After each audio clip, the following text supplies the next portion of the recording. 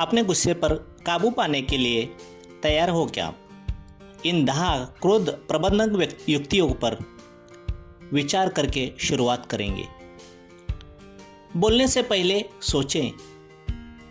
फिलहाल कुछ ऐसा कहना आसान है जिसके लिए आपको बाद में पछताना पड़ेगा।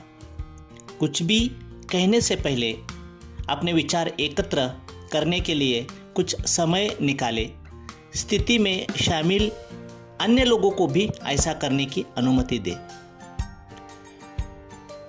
सेकंड, जब आप शांत हो, जब अपनी चिंता व्यक्त करें।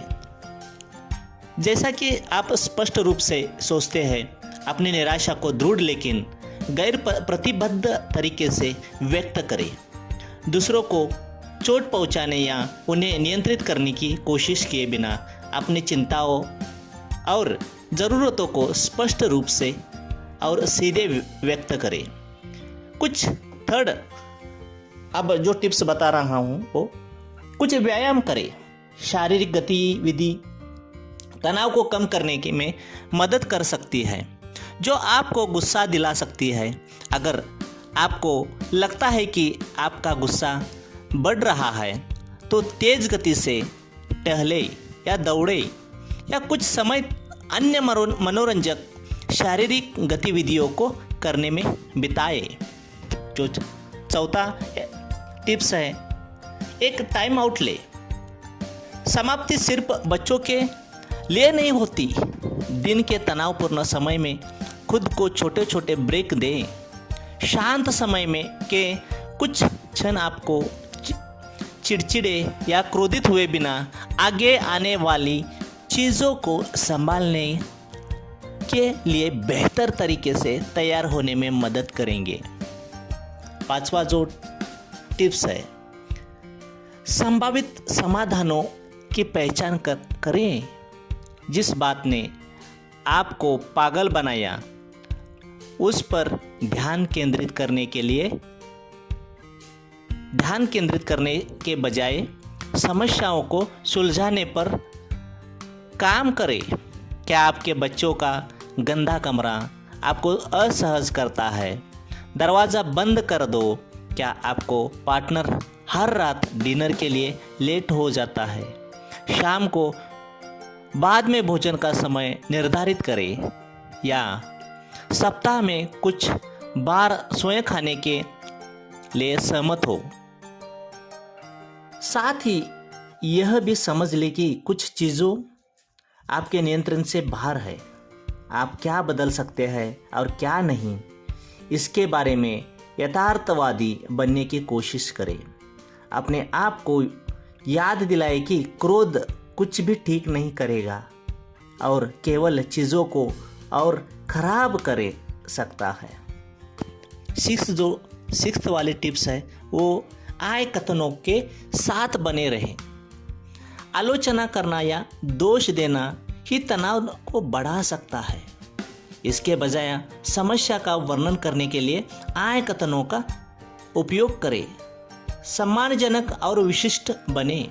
उदाहरण के लिए, आप कभी भी घर का काम नहीं करते हैं के बजाय मैं परेशान हूँ कि आप व्यंजन में मदद किए बिना टेबल छोड़ देते हैं।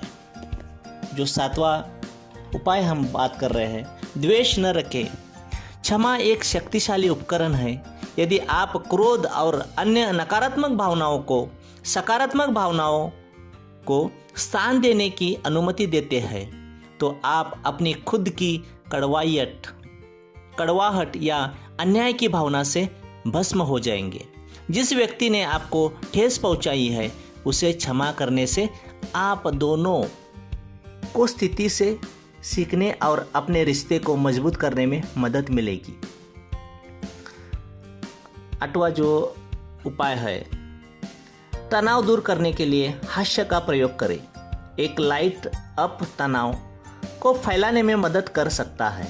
जो आपको गुस्सा दिलाता है उससे निपटने में मदद करने के लिए हास्य का प्रयोग करें और संभवतः चीज़ों को कैसा होना चाहिए इसके लिए आपकी कोई भी अवास्तविक अपेक्षाएं, हालांकि व्यंग से बचे, यह भावनाओं को ठेस पहुंचा सकता है और चीज़ों को बदतर बना सकता है।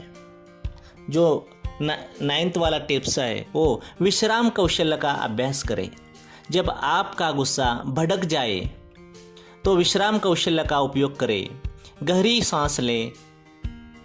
गहरी सांस लेने के बाद व्यायाम का अभ्यास करें। एक आराम के दृश्य की कल्पना करें या एक शांत शब्द या वाक्यांश दोहराएं। जैसे इसे आसान बनाएं।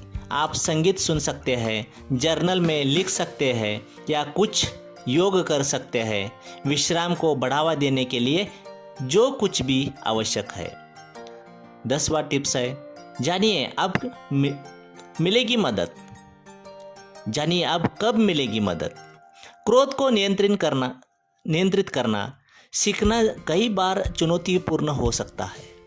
क्रोध के मुद्दों के लिए मदद ले। यदि आपका गुस्सा नियंत्रण से बाहर है, आपको इसका पछतावा होता है या आपको आसपास के लोगों को चोट पहुंचाने वाली चीज़ें करता है, तो इसे बाहर आने के लिए, अपने गुस्से को, क्रोध को कम करने के लिए इस 10 प्रबंधन को आप फॉलो कीजिए।